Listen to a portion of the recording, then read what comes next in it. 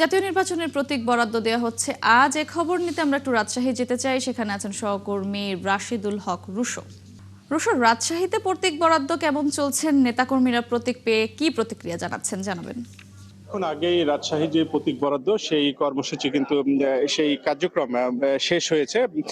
রাজশাহীতে মোট ৬টি আসন এবং ৬টি আসনে ২৯ জন প্রার্থী প্রতিদ্বন্দ্বিতা করবেন।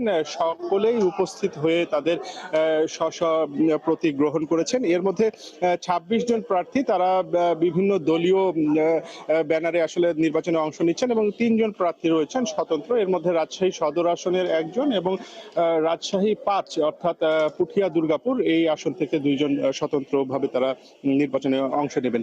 আজকে দিনের কার্যক্রমটি যদি আপনাকে বলি, যে শুরুতেই বেলা ১০টা থেকে যে কার্যক্রম শুরু হয়েছে সেখানে প্রথমেই জেলা প্রশাসনের পক্ষ অর্থাৎ রিটার্নিং কর্মকর্তার পক্ষ থেকে প্রার্থীদের আচরণবিধি সম্পর্কে অবহিত করা হয়। এরপর বিভিন্ন প্রশ্ন উত্তর পর্বটি হয়।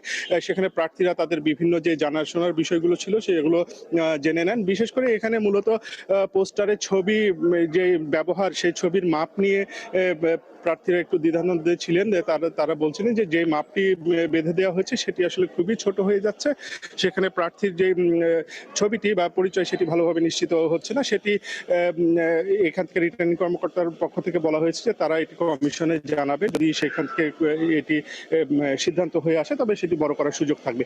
এছাড়া তেমন বড় ধরনের কোনো অভিযোগ আসলে পাল্টা অভিযোগ এখানে ছিল না। খুব সুষ্ঠুভাবেই এটি সম্পন্ন হয়েছে। তবে স্থানীয় যে বৈষম্য বিরোধীর যে সাবেক আহ্বায়ক সাজু, তার নেতৃত্বে কয়েকজন এখানে এসেছিলেন। রিটার্নিং কর্মকর্তাকে তারা জানিয়েছেন যে জাতীয় পার্টি বা আওয়ামী লীগ এবং স্বৈরাচারের দোসর এরকম কেউ যদি তাদেরকে প্রতীক বরাদ্দ করা হয় তারা সেটি প্রতিহত করার ঘোষণা দিয়ে একটি স্মারকলিপি প্রদান করেছেন এবং জেলা রিটার্নিং কর্মকর্তা বলেছেন যে সেটি তারা নির্বাচন কমিশনে তারা পাঠাবেন এবং সেই তাদের যে দাবি সেটির প্রতি তারা আসলে সম্মান জানান, এমনটি কিন্তু বলা হয়েছে।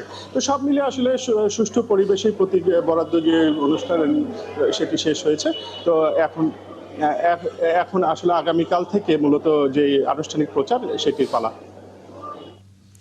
ধন্যবাদ রুশো আপনাকে। রাজশাহী থেকে প্রতীক বরাদ্দের খবর জানাচ্ছিলেন রাশিদুল হক রুশো।